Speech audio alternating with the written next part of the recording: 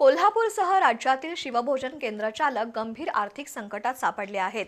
शिवभोजन थाळीसाठी केंद्र चालकांना राज्य शासनाकडून अनुदान दिलं जातं, मात्र गेले 8-9 महिने हे अनुदानच मिळालेलं नाही।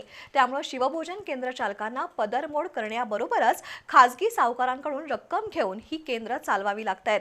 यातून शिवभोजन केंद्र चालकांची अवस्था धरलं तर चावतंय, सोडलं तर पळतंय अशी झाली आहे। महाविकास आघाडी सरकारच्या काळात माजी मुख्यमंत्री उद्धव ठाकरे यांच्या संकल्पनेतून शिवभोजन थाळी योजना सुरू झाली। अवघ्या 10 रुपयांमध्ये पोटभर जेवण या योजनेतून दिलं जातंय।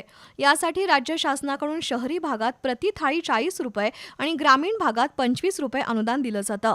मात्र गेल्या 4 महिन्यात राज्यात सुरू असणाऱ्या स्थानिक स्वराज्य संस्था निवडणुकीची आचारसंहिता, लाडकी बहीण योजना यासह अन्य कारणांमुळे गेले 8-9 महिने कोल्हापूरसह राज्यातील शिवभोजन केंद्र चालकांचं अनुदान मिळालेलं नाही। त्यामुळे हे केंद्र चालक उधार उसनवारी करत आणि मित्रपरिवार, नातेवाईक यांच्याकडून हातउसनी रक्कम घेत केंद्र चालवत आहेत। यातून किराणा माल दुकानदार आणि भाजी विक्रेत्यांकडे केंद्र चालकांची मोठ्या प्रमाणावर उधारी झाली आहे। त्यापुढे जाऊन अनेक केंद्र चालकांनी शिवभोजन थाळी सुरू ठेवण्यासाठी खासगी सावकारांकडून भरमसाठ व्याजदरानं रक्कम घेतली आहे।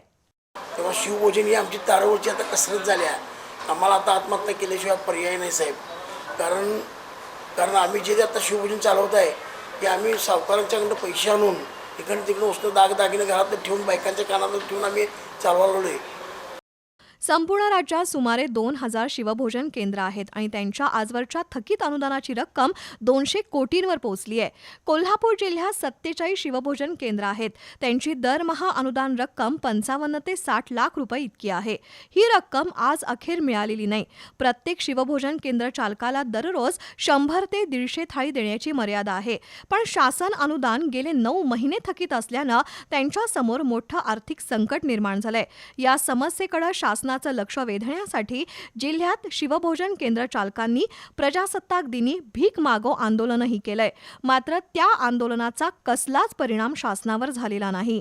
त्यामुळे आता शिवभोजन केंद्र चालकांना हे केंद्र बंदही करता येईना आणि सुरूही ठेवता येईना अशा विचित्र कोंडीत ते सापडले आहेत।